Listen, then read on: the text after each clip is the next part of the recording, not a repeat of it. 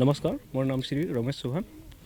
অনুভৱটো মোক বহুত ভাল লাগিছে আৰু কাৰণ মই ইমান কষ্ট কৰাৰ পিছত আজি সফল হৈছোঁ। প্ৰস্তুতিটো আছিল মানে মই ফিল্ডত ৰানিং কৰিছিলোঁ আৰু আপোনাৰ গ্ৰাউণ্ড এই কিবা ৰাস্তাটো ৰানিং কৰিছিলোঁ আৰু পঢ়িছিলোঁ কিবা SSC ৰোজগাৰ যোনটো আছিল অংকিত ছাৰ তেওঁলোকৰ মানে ক্লাছ কৰিছিলোঁ আৰু মোক টেষ্ট মাৰিছিলোঁ আৰু অজয় ছাৰ ৰিজনিঙৰ কাৰণে তেওঁৰ মানে ক্লাছ কৰিছিলোঁ। তো তেওঁলোকৰ মানে বহুত বহুত ধন্যবাদ জনাইছোঁ আৰু কাৰণ তেওঁলোকে আজি যদি ইমান ভালকৈ যদি শিক্ষা নিদিলে হয় তো আজি মই ইমান ভাল মানে আগুৱাই যাব নোৱাৰিলোঁ হয়। পৰিয়ালত কোন কোন আছে? পৰিয়ালত মা আছে, দেউতা আছে, দাদা আছে, ভণ্টি আছে আৰু বাইদেউ আছে। পৰিয়ালৰ তোমাৰ এই চাকৰিৰ ক্ষেত্ৰত তুমি কাক তুমি এই ধন্যবাদ জনাবলৈ পৰিয়াল মানে সকলোকে মই ধন্যবাদ জনাম, যেনেকুৱা মা, দেউতা, দাদা চবে মানে মোৰ কাৰণে বহুত মানে কষ্ট কৰিছে আৰু তোমালোকৰ যি সফলতা সেই সফলতাতকৈ নিশ্চয় গাঁওবাসী যথেষ্ট উৎফুল্লিত হৈছে আৰু তোমালোকক অভিনন্দন জ্ঞাপন কৰিছে। কি ক'বা স্থানীয় গাঁওবাসীক? গাঁওবাসীক মই ধন্যবাদ জনাম আৰু যিমান হ'লে আৰু গাঁওবাসীয়েও মানে ছাপোৰ্ট কৰিছিল আৰু আগুৱাই যোৱা মানে পিছ পৰিব নালাগে, একো নাই, আজি নহ'ল যদি কালি হ'ব, এনেকুৱা মানে চবেই মানে এই কিবা উৎসাহ দিছিল আৰু হয়। প্ৰথমে সকলোকে ধন্যবাদ জ্ঞাপন কৰিছোঁ আৰু মই BSF মানে পাইছোঁ আৰু মই বহুত সুখী হৈছোঁ যে এই ফাৰ্ষ্ট এটেম্পতে মই এই চাকৰিটো লাভ কৰিবলৈ সক্ষম হৈছোঁ। আৰু যিহেতু মোৰ দেউতাই মোৰ সৰুতে ঢুকাইছিলে আৰু মোৰ সকলো পঢ়া পাতিৰ খৰচ মোৰ দাদা আৰু মায়ে উঠাইছিলে আৰু তেওঁলোকৰ সপোন আছিল যে মই কিবা চাকৰি পাব তেওঁলোকৰ আশা আছিলে, যিহেতু মই তেওঁলোকৰ আশা পূৰণ কৰিবলৈ সক্ষম হৈছোঁ। আৰু ধন্যবাদ জনাইছোঁ যে আমাৰ যিহেতু হিমন্ত বিশ্ব শৰ্মা ডাঙৰীয়া ছাৰে এই শস্য নিকা বা চাকৰিৰ সুবিধা দিছে। আৰু তোমালোকে কেনেধৰণৰ পৰিছিলে বা ক'ত ৰানিং ক'ত কৰিছিলে ইয়াত? মই ৰানিং আমাৰ হাইস্কুল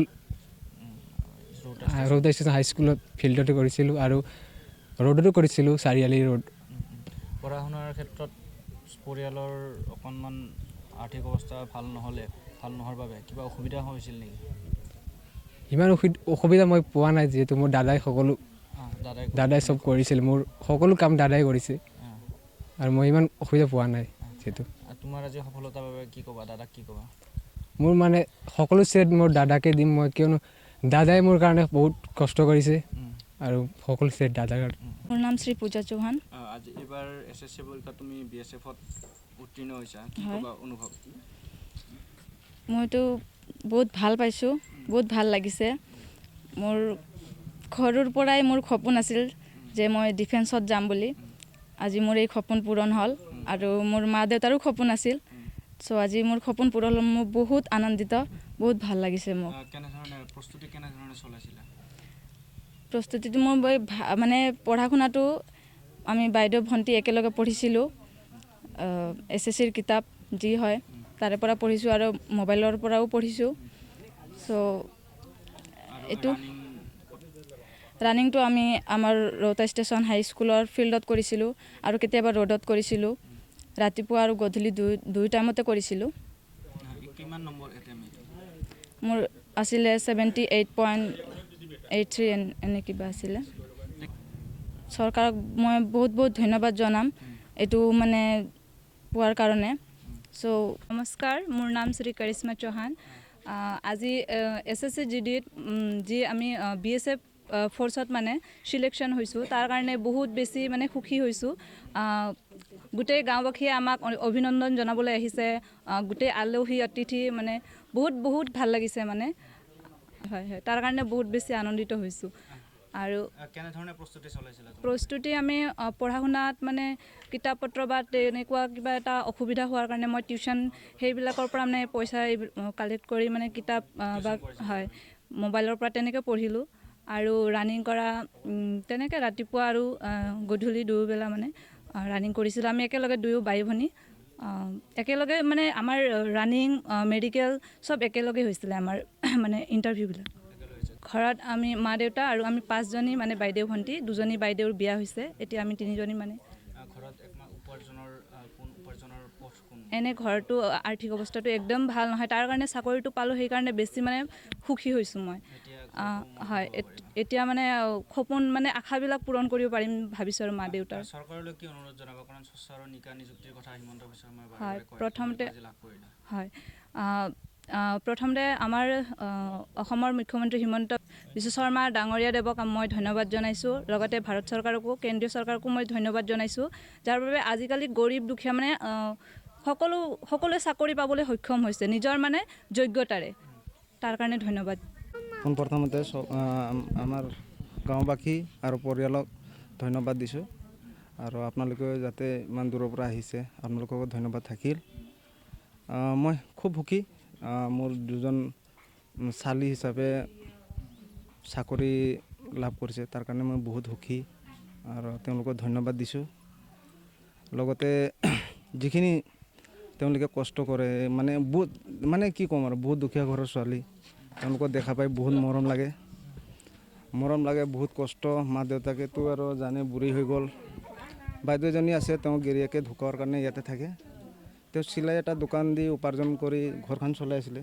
পঢ়াত বহুত চোকা ছোৱালীজনী, কিন্তু আজি ডিফেন্সৰ চাকৰি কৰিব লগা হয়। তাৰ কাৰণে মই দুখিত, কাৰণ তেওঁ এটা ঘৰখন যদি ভাল থাকিলে, আৰ্থিক অৱস্থা যদি থাকিলেই হয়, তেওঁ কিন্তু বহুত ডাঙৰ এটা চাকৰি কৰিব পাৰিলেই হয়, বা বহুত ডাঙৰ কলেজত এডমিশ্যন কৰিব পাৰিলে। সেইখিনিয়ে মা দেউতাকে দিব পৰা নাই, আমিও দিব পৰা নাই আৰ্থিক সমস্যাৰ বাবে।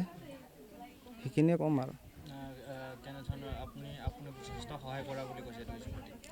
যিমানখিনি পাৰিছোঁ সহায় কৰিছোঁ, গালিও পাৰিছোঁ, যে কাৰণ ল'ৰা নাই যদি আমিতো বহুত দূৰত থাকোঁ। তেওঁৰ বাইদেউক মই বিয়া পাতি নিয়া বহুত দূৰত থাকোঁ। মই সেইকাৰণে গালি পাৰি আছিলোঁ যে যাতে ল'ৰা নিচিনা কাম কৰি দেখাওক। এজন ছোৱালী হৈ পেলাই আধৰুৱা হৈ থাকিব নালাগে, ল'ৰা নিচিনা কাম কৰি দেখাওক, সেইটোৱে কৈ গালি পাৰিছিলোঁ। তেওঁলোকে মোৰ কথা শুনি আজি পঢ়া শুনা কৰি এই চাকৰিটো লাভ কৰিলে, আৰু তাৰ কাৰণে ধন্যবাদ থাকিল। হয়, স্থানীয় ৰাইজ হিচাপে বহুত আনন্দিত, যিহেতু আমাৰ এওঁলোকৰ মানে 5জনী ছোৱালী যিহেতু দুখীয়া ঘৰৰ হয়, তেওঁলোকে মানে বহুত দিনৰ পৰা কষ্ট কৰি আছিল, আৰু আমি নিজে দেখি আছোঁ যিহেতু তেওঁলোকৰ মানে আৰ্থিকভাৱে কেনেকুৱা মানে অৱস্থা বেয়া, সেইটো আমি দেখি আছোঁ।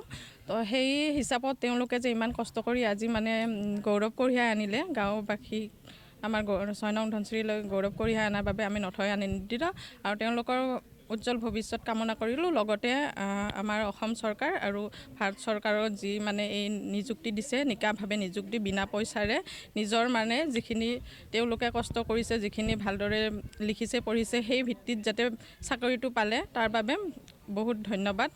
বিজেপি চৰকাৰলৈ ধন্যবাদ, অসম চৰকাৰলৈ ধন্যবাদ। হয়, সেইটোতো আমি দেখি আছোঁ, গাঁওবাসী হিচাপে মানে দেখিয়ে থাকোঁ কিদৰে তেওঁ মানে ধৰক টিউশ্যন কৰিবলৈ যায়, আৰু স্কুল এখনতো মানে প্ৰাইভেট স্কুলতো সোমাইছে, তাত কৰি মানে যি উপাৰ্জন কৰি আছে, ঘৰখনৰ লগত চলি আছে। মানে আৰ্থিকভাৱে একেবাৰে বেয়া, মানে তেওঁলোকৰ এজনী বায়েক আছে, তেওঁৰ হাজবেণ্ড ঢুকাইছে, তেওঁ ঘৰতে থাকে, তেওঁ আপোনাৰ চিলাই মেচিনৰ এখন মানে কাপোৰ চিলাই টেইলৰিং কৰি কেনে মানে ঘৰখন মানে চলাই আছে, তেনেকুৱা। তো বহুত মানে আনন্দিত, মানে সেনেকুৱা এটা পৰিয়ালৰ পৰা মানে একেলগে 2টা চাকৰি পালে, তাৰ কাৰণে বহুত মানে সুখী আমি। মই বহুত মানে সুখী পালোঁ, বহুত মানে আনন্দ পালোঁ। মোৰ যে 2টা ছোৱালী যে মানে পালে চাকৰি, মোৰ মানে বহুত সপোন আছিল, সপোনটো আজি পূৰা হ'ল। চৰকাৰক মই বহুত ধন্যবাদ দি আছোঁ। মই এইটোৱে মানে বিচাৰিছিলোঁ। ঘৰখন কেনেধৰণে চলিছিল? ঘৰখন মানে বহুত কষ্ট কৰি মানে চলাই আছিলোঁ, আৰু আমাৰ ছোৱালীটো চলাই আছে, ডাঙৰ ছোৱালীটো। জোঁৱাইটো মানে বহুত হেল্প কৰিছিল, বিয়া দিয়াটো এটাই জোঁৱাই, এটা ঢুকালে, এইটো মানে বহুত হেল্প কৰিছিল ছোৱালীক, আৰু মানে সেইটোৱে মানে চৰকাৰক মই ধন্যবাদ দি আছোঁ। আপোনালোকৰ পৰিয়ালৰ উপাৰ্জনৰ পথ কি আছিল? এই ছোৱালীটো ছোৱালী আৰু জোঁৱাইটো মানে জোঁৱাইটো বহুত মানে, আৰু দেউতাও ধন্যবাদ দি আছিলোঁ।